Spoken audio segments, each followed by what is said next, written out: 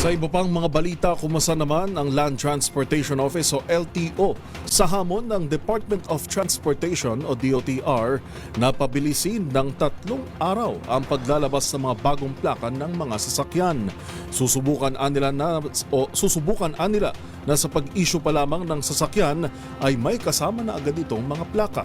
Narito ang ulat ni Rose Babiera. Kaya na mapabilis sa 3 araw ang paglalabas ng mga bagong plaka ng motorsiklo. Ito ang tugon ng hepe ng Land Transportation Office o LTO sa hamon ni Transport Secretary Vince Dizon sa ahensya na pabilisin ang pag-release ng mga plaka sa mga motorsiklo at 4-wheeled vehicle.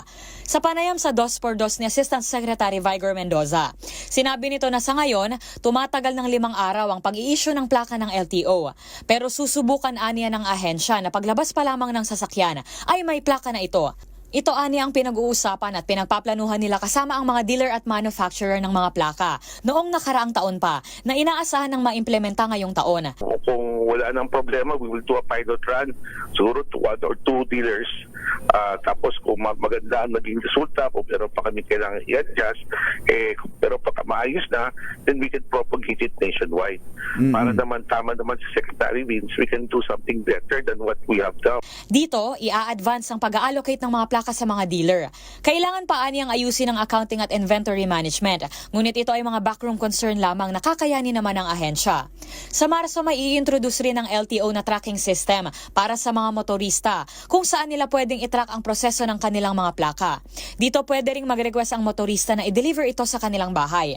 Nang tanungin ukol sa issue ng milyon-milyong backlogs ng ahensya sa mga modelo ng motorsiklo noong 2014 to 2018 na hindi pa rin nakakatanggap ng plaka, ipinaliwanag ni Assistant Secretary Mendoza na umuusad na ang pagre-release nito. Noong 2023 mula sa 13 million ay bumaba na sa 9 million ang backlogs ng LTO.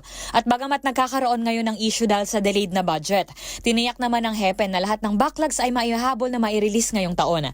Sa pagtaya ni Mendoza bago mag-Hunyo, 5 milyon na inaasahan ng finished product, habang ang 4 na milyon na natitira ay ipoproduce na ng planta. Para sa MBC TV Network News, ito si Rose Babiera ng DZRH TV. Una sa Pilipinas, una sa Pilipino.